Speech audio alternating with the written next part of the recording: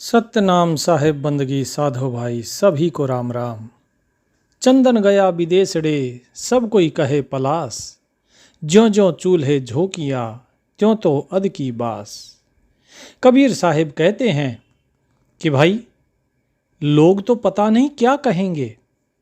जिस प्रकार चंदन है, ये चंदन अगर कहीं विदेश में जाता है, आपको तो पता है चंदन है, लेकिन अगर कोई विदेश में इसे भेजे और उसे नहीं पता हो तो वो उसे पलाश कहेगा कि भाई ये तो पलाश है, ये चंदन नहीं है, क्योंकि उसे इसका ज्ञान नहीं है और वो तो इसे चूल्हे में झोंक देगा।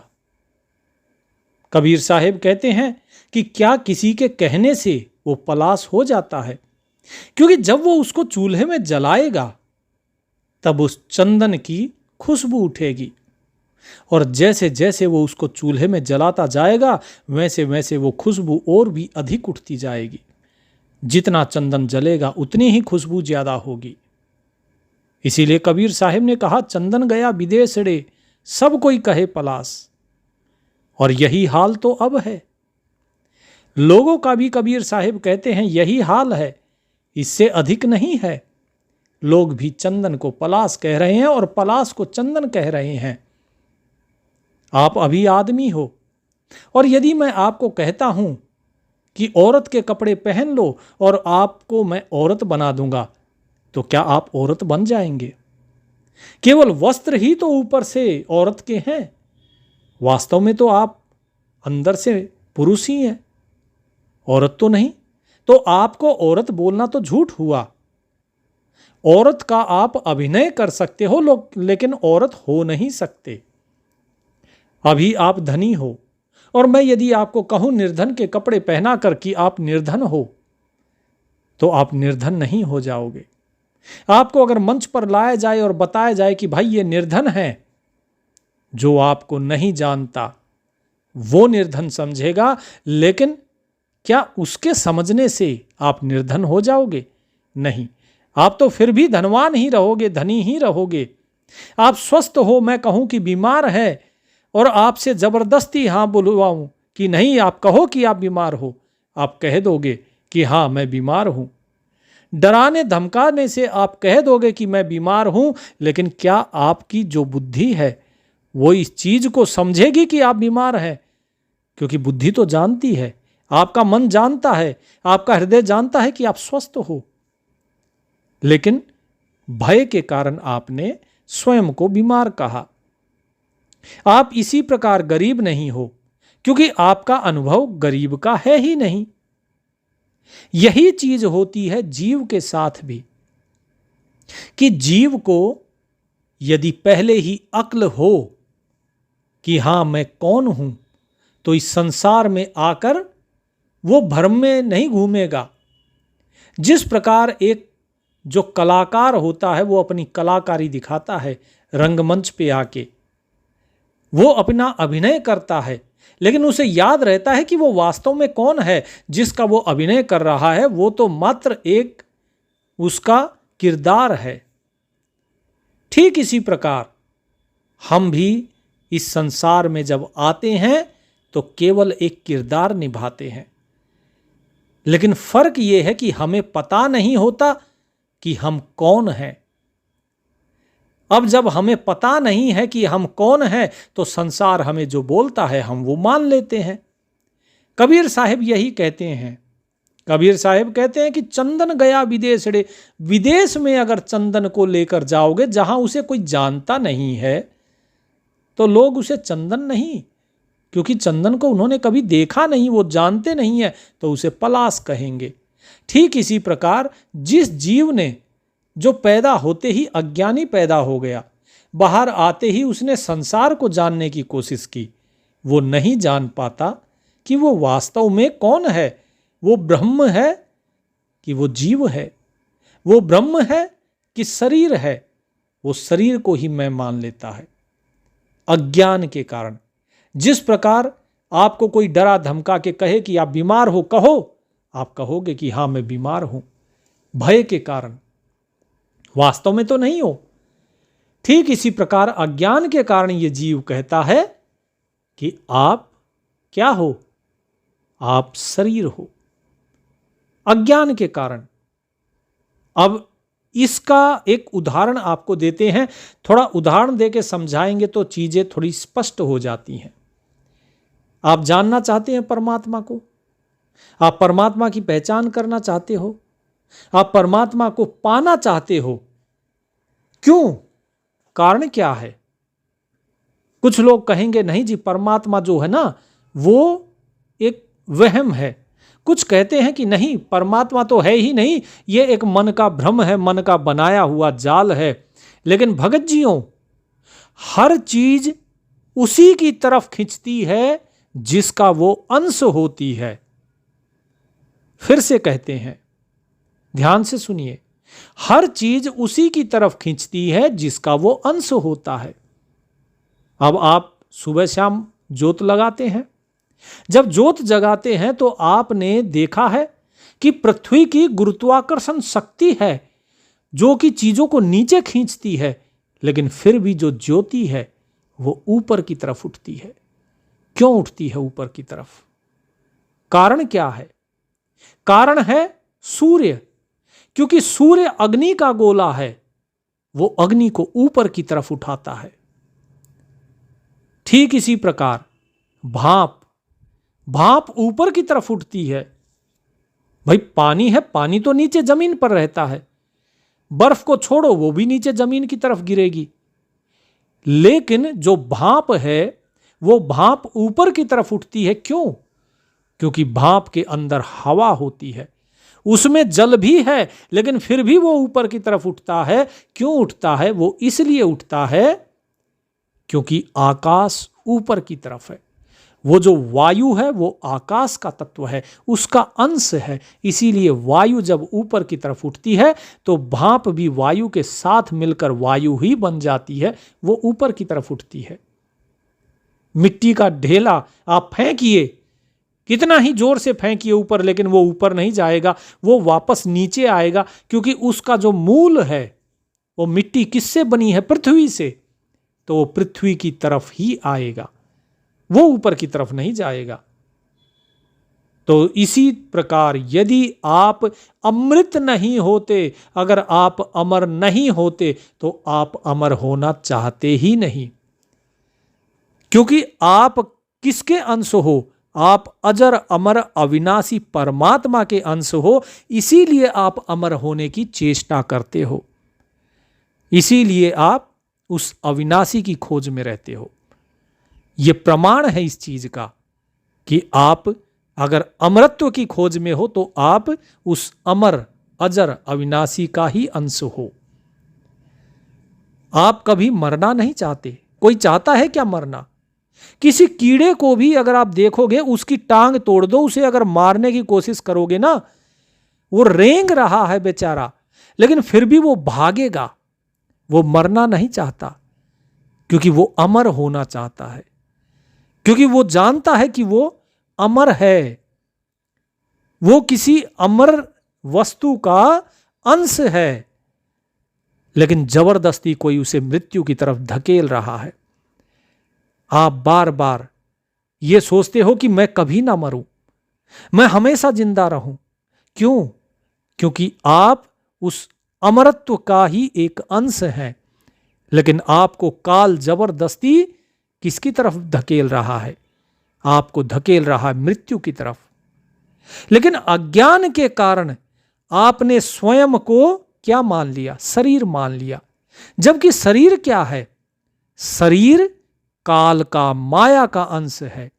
आपने स्वयं को माया मान लिया कि ये जो माया का अंश है, कि मैं भी माया का अंश हूं। नहीं, माया अमर नहीं है, इसीलिए शरीर भी अमर नहीं। काल जो है, उस काल के गाल में समा जाता है ये शरीर, क्योंकि जो पैदा होगा उसे तो मरना ही है। ये पैदा ही मरने के लिए हुआ है, फूल खिलता ही मुरझाने के लिए है। जब तक इस चीज को नहीं समझोगे तब तक बात नहीं बनेगी। तो इसीलिए हमारी चेतना वो अमर होना चाहती है। तो भगत जियों, इस बात को कबीर साहिब बार बार समझाते हैं कि आप अपने अज्ञान के कारण स्वयं को शरीर मानते हैं, लेकिन अपनी चेतना की बात सुनो, वो क्या चाहती है? वो अमर होना चाहती है, लेकिन आप उस चेतना को नहीं समझ पाते। कबीर साहिब कहते हैं, एक अचंभा देखिया हीरा हाट बिकाए, परखन हारा बाहरी कोड़ी बदले जाए। कि हमने बड़ा अचंभा देखा कि जो हीरा है वो बाजार में बिक रहा है। हाट क्या होता है? सब्जी मंडी, बाजार जो लगता है वो जौहरी के यहां नहीं, बल्कि बाजार में बिक रहा है। लेकिन हीरा तो कभी बाजार में बिकता नहीं। तो अगर कोई चीज बाजार में बिक रही होगी सरेआम, तो क्या उसकी कोई कीमत लगेगी? बाजार में कैसे बिकती है सामान? 4-5 दुकानें होंगी, वो कहेगा हाँ जी आ जाओ 20 रुपए किलो, दूसरा कहेगा मैं 10 रुपए किलो दूंगा, तीसरा कहेगा अरे 8 रुपए किलो मेरे से ले जाओ। कंपटीशन में सस्ते में कौड़ियों के दाम चीजें मिलती हैं। ये होता है बाजार। कबीर साहिब कहते हैं कि हीरे को भी बाजार में बेचा जा रहा है। कौन सा हीरा है? आपका ये नाम रूपी हीरा, आपकी सांसों में जो नाम चल रहा है, उस हीरे को, उन श्वासों को आप संसार रूपी बाजार में कौड़ियों के भाव बेच रहे हो। इस संसार को सच मानकर आप स्वयं को समझो कि आप अमर होना चाहते हो। इसका मतलब आप उस अमरत्व का अंश हो, उस अमृत का अंश हो, लेकिन आप इस चीज समझ नहीं पाते हो और इसीलिए अपना जन्म हार जाते हो। इसीलिए कबीर साहिब ने कहा कि परखन हारा बाहरी, कि जिसे ये परखना है इन सांसों को कि भाई ये सांसें हीरा हैं, ये कौड़ी में नहीं बदलनी। वो तो बाहर देख रहा है, वो तो बाहर के संसार में रमा हुआ है। वो तो नित्य देखता है कि ये बिल्डिंग बनी है, गिर गई, फूल खिला मुरझा गया, जीव पैदा हुआ मर गया, कीड़े मकोड़े पैदा हो रहे मर रहे हैं, और एक दिन मुझे भी मर जाना है। वो इन्हीं चीजों में फंसा हुआ है, बाहर के जगत को देख रहा है, और बाहर को देखते देखते वो बहिर्मुखी हो गया और अंत में अपने इन सांसों को कौड़ी में बदल के और यहां पर व्यर्थ करके चला जाता है। साहिब कहते हैं कि जो हीरा बाजार में बिक रहा है, क्या है वो? बोले हीरा साहिब नाम है। हीरा तो उस परमात्मा का नाम है जो आपकी सांसों में चल रहा है, लेकिन आप उस नाम की तरफ ध्यान ही नहीं देते। आप कीमत किसकी लगाते हो? संसार की चीजों की। अपनी सारी सांसें लगा देते हो संसार की इन नश्वर चीजों को अर्जित करने के लिए कि ये मुझे मिल जाए, वो मुझे मिल जाए। लेकिन होता क्या है? क्या वो मिलती है? एक बार भगत जियों मैं जा रहा था रोहतक से अंबाला की तरफ। तो जब अंबाला की तरफ जा रहा था तो ट्रेन आई नहीं थी, लोग खड़े हुए थे। मेरे पास 2 बंदे बैठे, बार बार उठ के जाएं और देखे ट्रेन आई नहीं, ट्रेन आई नहीं। और फिर आके मेरे से बात करने लग जाते। बोले क्या करते हो भाई? मां भजन करते हैं।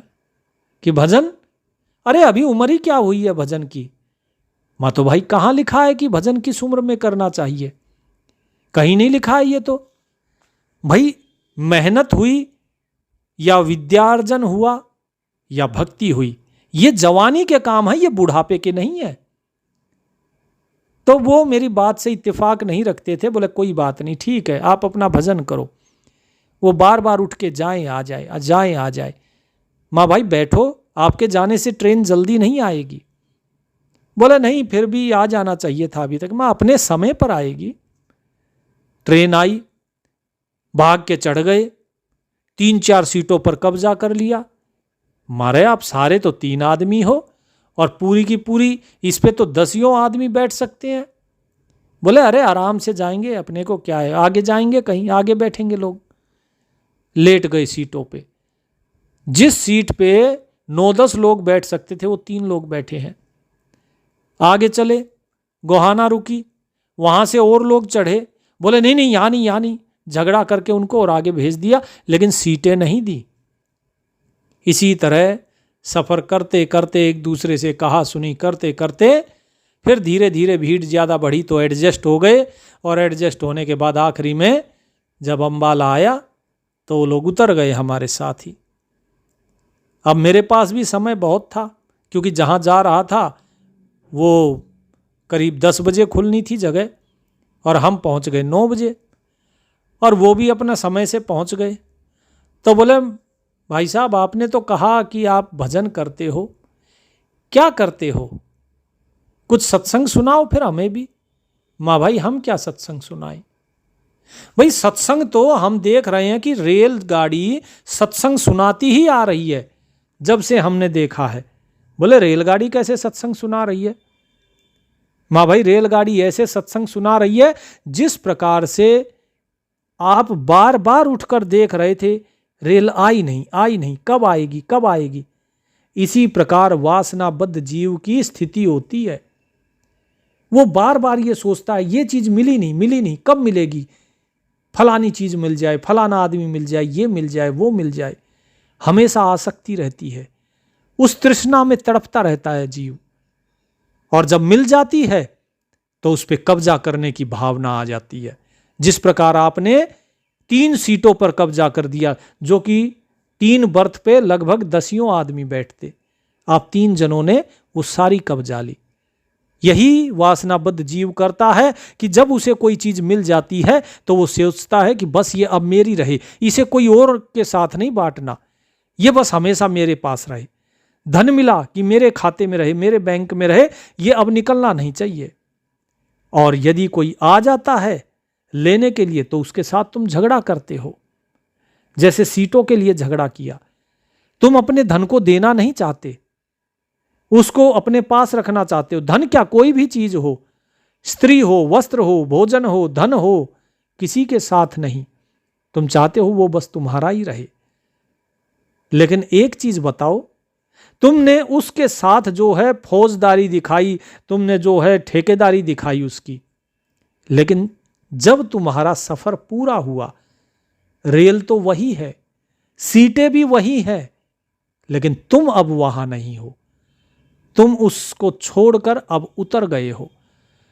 तो जब जीव का सफर पूरा हो जाता है जीवन में, तो वो इस सारी माया को छोड़कर उतर जाता है, वो इस जीवन से चलता बनता है। तो जीवन पूरा हुआ, अर्थात यात्रा पूरी हो गई। तो व्यक्ति को कभी भी ये नहीं देखना चाहिए कि ये माया है, और उस माया के पीछे अपने इस नाम को व्यर्थ नहीं करना चाहिए, सांसों को व्यर्थ नहीं करना चाहिए।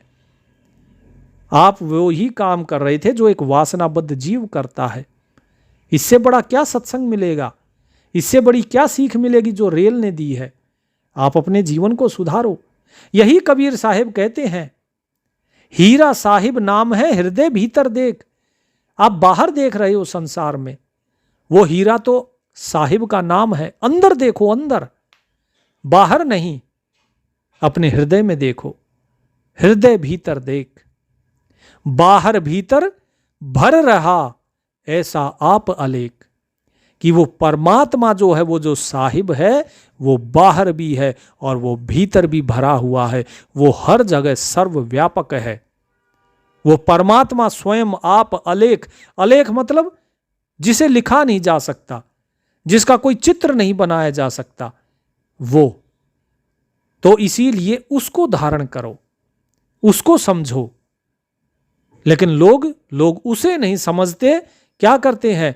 बोले बाद बके दम जात है, सुरत निरत लय बोल, नित प्रति हीरा शब्द का गाहक आगे खोल। कि संसार क्या करता है?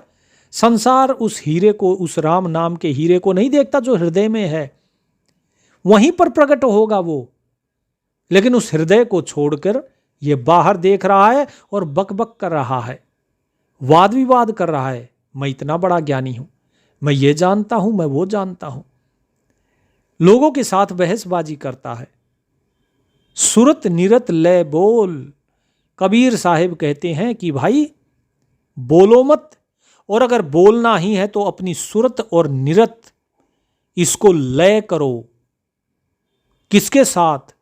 बोल। बोल कौन? शब्द। बोला क्या जाता है? शब्द ही तो बोले जाते हैं। अभी मेरे मुंह से क्या निकल रहे हैं? शब्द ही निकल रहे हैं ना। लेकिन यहां जो बोल है ये क्या है? साहिब का नाम बोलना, अर्थात साहिब के नाम का सुमरन करना। कि उस नाम का सुमरन करो अपनी सुरत निरत के द्वारा, बाहर बकबक मत करो दुनिया के साथ, मौन हो जाओ। फिर बोले नित्य प्रति हीरा शब्द का, जो शब्द का हीरा है, जो साहिब का जो शब्द है, जो नाम है, उस हीरे को रोजाना खोलो। लेकिन किसके आगे? गाहक आगे खोल। ऐसा नहीं है किसी को भी ज्ञान देना शुरू कर दिया, अरे भगवान ऐसा है, ये ऐसा है, वो वैसा है, ये नाम है, फलाना नाम है ना। आपने देखा होगा ये दास भी ये तो बताता है कि हां भाई ये नाम है, लेकिन ये नहीं बताता कि इसकी असल विधि क्या है। क्योंकि असल विधि केवल उसी को दी जाती है जो अधिकारी होता है, और जो अधिकारी नहीं है उसे कैसे असल विधि दे दे। वो तो ना कबीर साहिब ने बताया, ना आचार्य गरीबदास महाराज ने, तो ये दास कैसे बता सकता है। सृष्टि का नियम है कि जो अधिकारी है उसे ही चीजें मिलनी चाहिए। यदि अधिकारी को ना मिलके और जो अधिकारी नहीं है उसे अगर दे दी जाए तो ये तो पक्षपात हो गया। ये समानता नहीं होती कि एक व्यक्ति मेहनत करे उसको भी वही फल मिले और दूसरा व्यक्ति जो मेहनत ना करे उसको भी उतना ही फल मिले। ये तो पक्षपात हो गया। ये समानता नहीं होती। समानता तो वो होती है जिसने जैसा कर्म किया उसको वैसा फल मिला, उसको वैसे ही चीज मिलती है। तो इसीलिए जो गाहक है अर्थात जिसे जरूरत है वो आएगा, और जब ग्राहक दुकान पर कोई चीज लेने आता है तो वो उचित मूल्य देता है, और जब वो उचित मूल्य देता है तभी केवल दुकानदार उसे चीज देता है, सामान देता है। तो यही चीज साहिब ने कहा कि नित्य प्रति हीरा शब्द का गाहक आगे खोल, कि तभी जब कोई सच्चा ग्राहक आएगा जिसके हृदय में ललक होगी, तड़प होगी उस परमात्मा के नाम सुमरन की, कीमत क्या देगा? वो कीमत देगा अपने प्रेम की, अपनी लगन की। अर्थात अगर उसके पास धन है प्रेम का, धन है उसके पास लगन का, धन है विश्वास का, तो ही उसके आगे हीरा खोलना चाहिए। तब उसे दिखाना चाहिए कि भाई ये हीरा है, इस हीरे को जो है प्राप्त करो। अपना हीरा किसी को देते तो नहीं है हम केवल दिखाते हैं। तो इसीलिए कबीर साहिब ने कहा कि भाई नाम रतन धन पाई के, गांठी बांध ना खोल, नहीं पट्टन नहीं पारखी, नहीं गाहक नहीं मोल। कि जब आपको ये नाम रूपी रतन मिल जाता है, जब ये नाम रूपी धन मिल जाता है, हीरा मिल जाता है, तो इसको अपनी गांठ से बांध कर रखो। इसको ऐसे ही बेकार मत करो, इसे अपनी गांठ में बांध लो, और तब तक नहीं खोलना जब तक सही अधिकारी ना मिले। नहीं पट्टन अर्थात बाजार, पट्टन अर्थात बाजार, कि ना तो इसे बाजार में खोलना, नहीं पारखी, अगर कोई पारखी नहीं मिलता है तो भी नहीं खोलना, नहीं ग्राहक अर्थात इसका अगर सच्चा ग्राहक अगर नहीं मिलता है तो भी नहीं खोलना ये हीरा, नहीं मोल अर्थात यदि इसका सही मोल नहीं मिले, यानी कि जिसके पास ये हो कि हाँ भाई आया तो है नाम लेने के लिए, लेकिन उसके पास प्रेम नहीं है, लेकिन उसके पास विश्वास नहीं है, लगन नहीं है, तो उसे भी ये हीरा नहीं देना। इसीलिए जब भी गुरुदेव के पास लोग आते हैं मैं उनको पहले कहता हूं कि भाई आपके अंदर लगन होनी चाहिए, क्योंकि गुरु जी जो हैं वो पारखी हैं, वो पहचान जाते हैं। कितने ही भक्त आते हैं और वापस लौट जाते हैं, उन्हें नाम की विधि नहीं मिलती है, सच्चे नाम की विधि। वहीं दूसरी तरफ ऐसे लोग भी हैं जो कि सब्जी भाजी की तरह नाम बांट रहे हैं। आ जाओ जी हमारे पास आ जाओ, हम सार नाम देंगे, हम सार शब्द देंगे, हम ही पार कर देंगे, और चिकनी चुपड़ी बातें लगा लगा कर, मीठी मीठी बातें करके, और वो ठगते हैं लोगों को, ठगवा बैठे हुए हैं। तो कबीर साहब यहां पर यही चीज कहते हैं कि भाई कितने ही ठग बैठे हैं यहां इस संसार में, ये आपको ठगने के लिए बैठे हैं, मीठा बोलकर। मीठा कौन बोलेगा? प्रशंसा कौन करता है? प्रशंसा करते हैं आपकी ताकि आपको ठगा जाए। हम क्यों प्रशंसा करेंगे आपकी? हमें क्या मिलेगा आपकी प्रशंसा करके? हमें तो कुछ नहीं मिलेगा। कबीर साहब ने किसी की प्रशंसा नहीं करी। उन्होंने तो ब्राह्मणों को, पाखंडियों को, मुल्ला मौलवी सभी को खूब ताड़ बाड़ किया, खूब उनके पाखंड को उधेड़ उधेड़ कर डाल दिया। उन्होंने तो प्रशंसा नहीं करी। उन्होंने कभी भी किसी को भी प्रशंसा नहीं करी। उन्होंने आचार्य गरीबदास महाराज ने तो खूब गालियां तक दी हैं लोगों को। कबीर साहिब क्या कहते हैं? कबीरा इस संसार को समझाऊं कै बार, पूछ जो पकड़े भेड़ की उतरा चाहे पार। कि इसको कितनी बार समझाऊं और कैसे समझाऊं? यह चाहता है कि मैं भेड़ की पूंछ पकड़ के पार उतर जाऊं।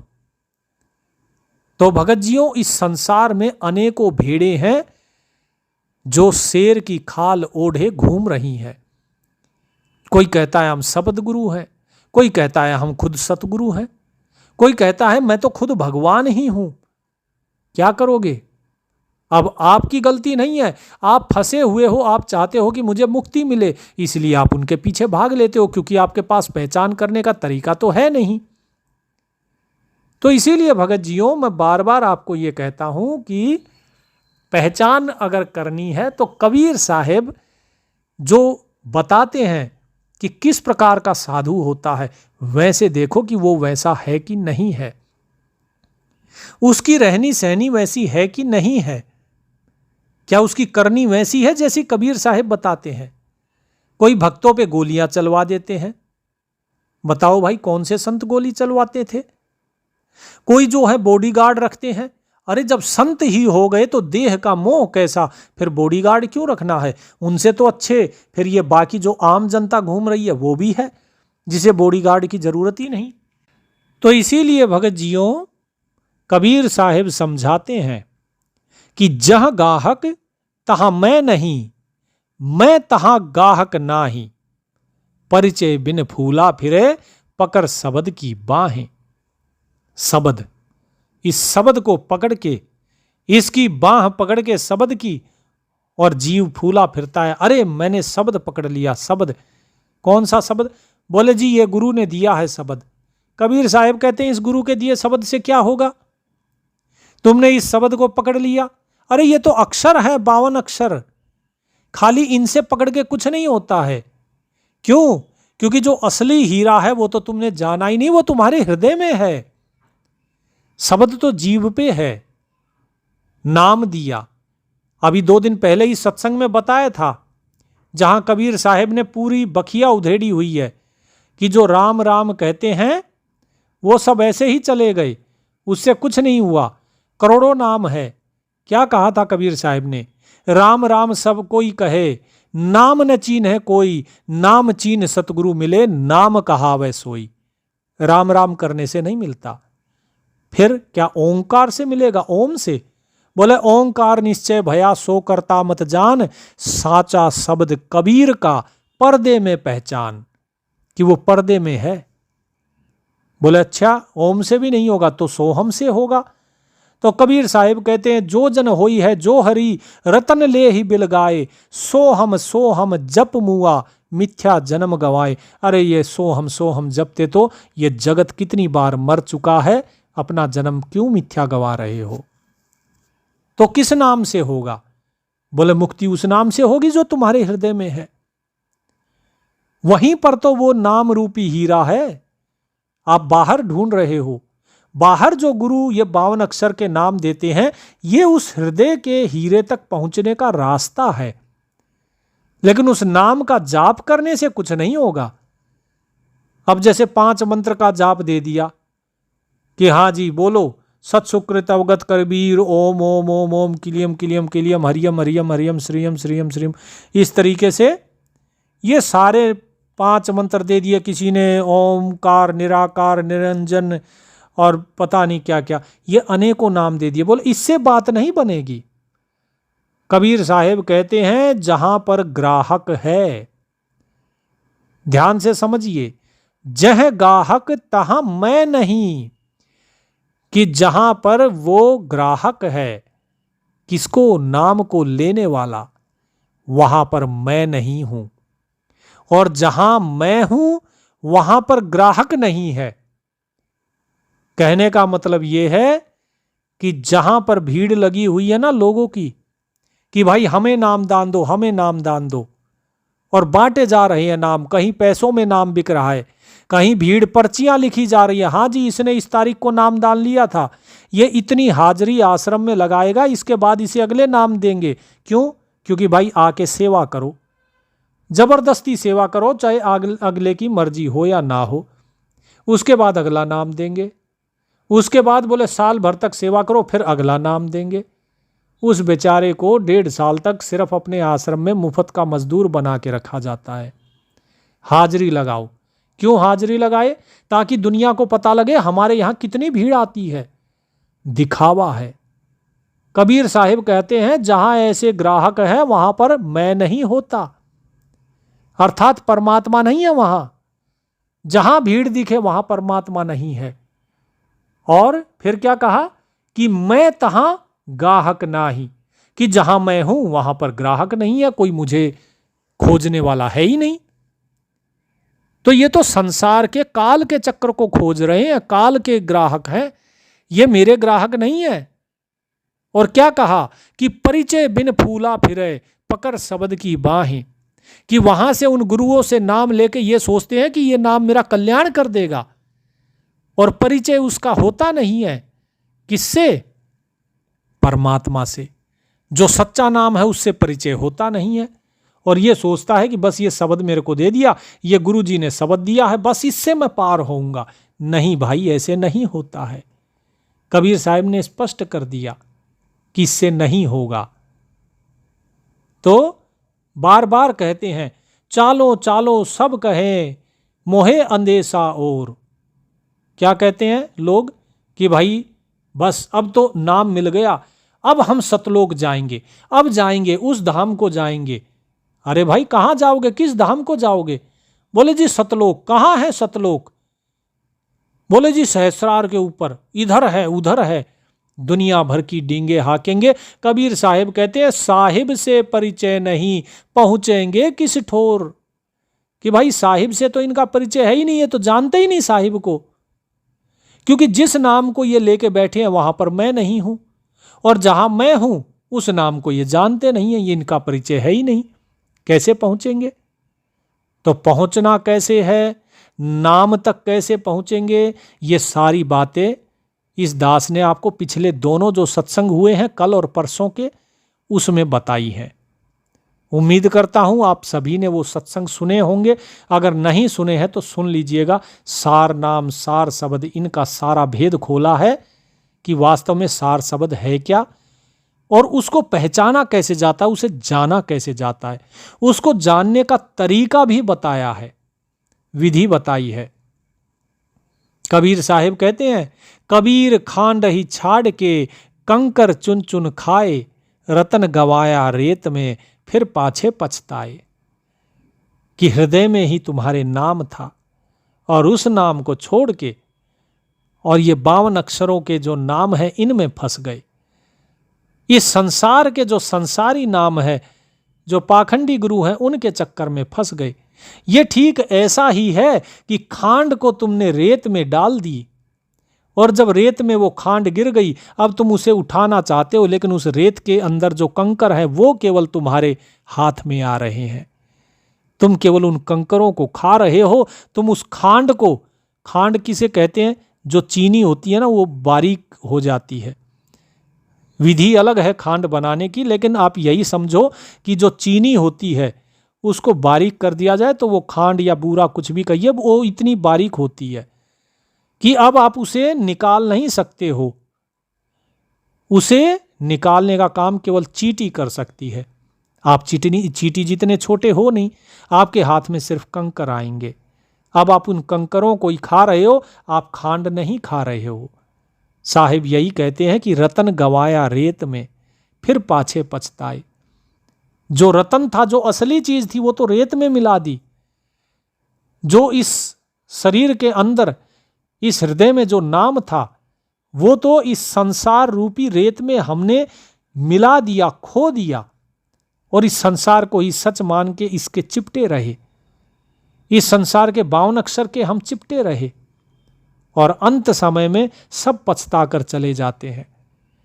मैं बिल्कुल डंके की चोट पे कह रहा हूं, ये जितने लोग नाम लिए फिरते हैं, ये सभी के सभी काल के जाल में पड़ने वाले हैं। सभी के सभी मतलब 99.9999% लाखों में कोई एक इनमें से कोई पार होगा।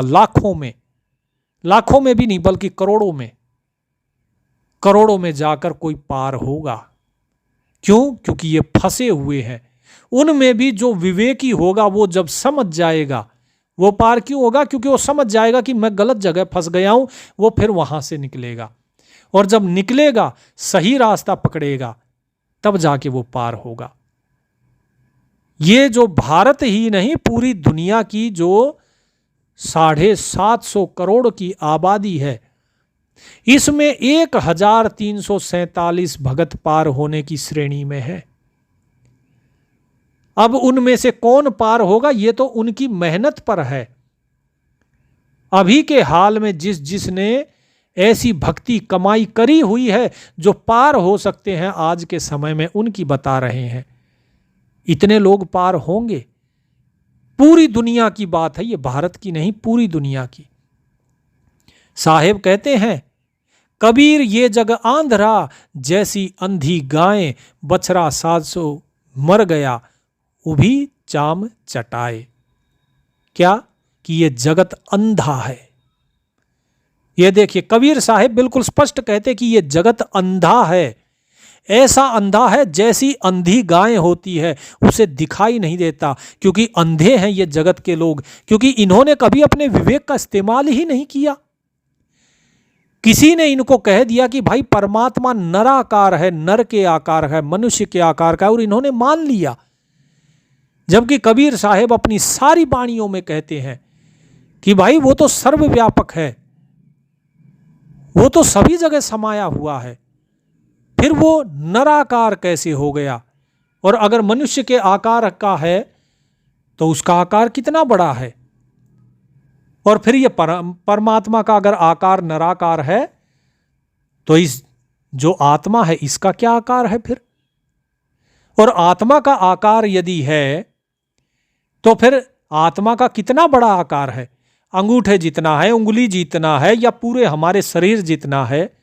और यदि इतना बड़ा आत्मा का आकार है, चाहे अंगूठे लगाओ या नाखून के बराबर ही लगा लो आत्मा का आकार, तो जो छोटे छोटे जीवाणु हैं उनके अंदर ये आत्मा कैसे प्रवेश करती है? चींटी के अंदर कैसे प्रवेश करती है? चींटी तो नाखून से भी छोटी है, उसमें कैसे प्रवेश कर जाएगी?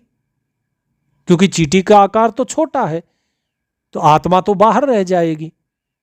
तो इन्हें पता ही नहीं है आत्मा का आकार क्या है और परमात्मा का आकार क्या है, और लोग बिना विवेक का इस्तेमाल किए इनके पीछे पड़ लेते हैं। इसीलिए कबीर साहब ने कहा, फूटी आंख विवेक की, लखे न संत असंत, जाके संग 10-20 हैं, ताका नाम महंत।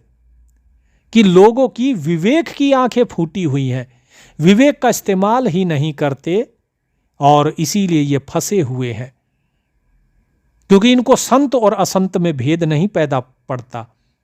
अगर विवेक का इस्तेमाल करे तो पता लगेगा कि हाँ भाई, ये जो बक रहा है यूट्यूब पर बैठकर पकड़ पकड़ कर रहा है, ये संत है कि असंत है, ढोंगी है, पाखंडी है कि सच्चा ज्ञान दे रहा है।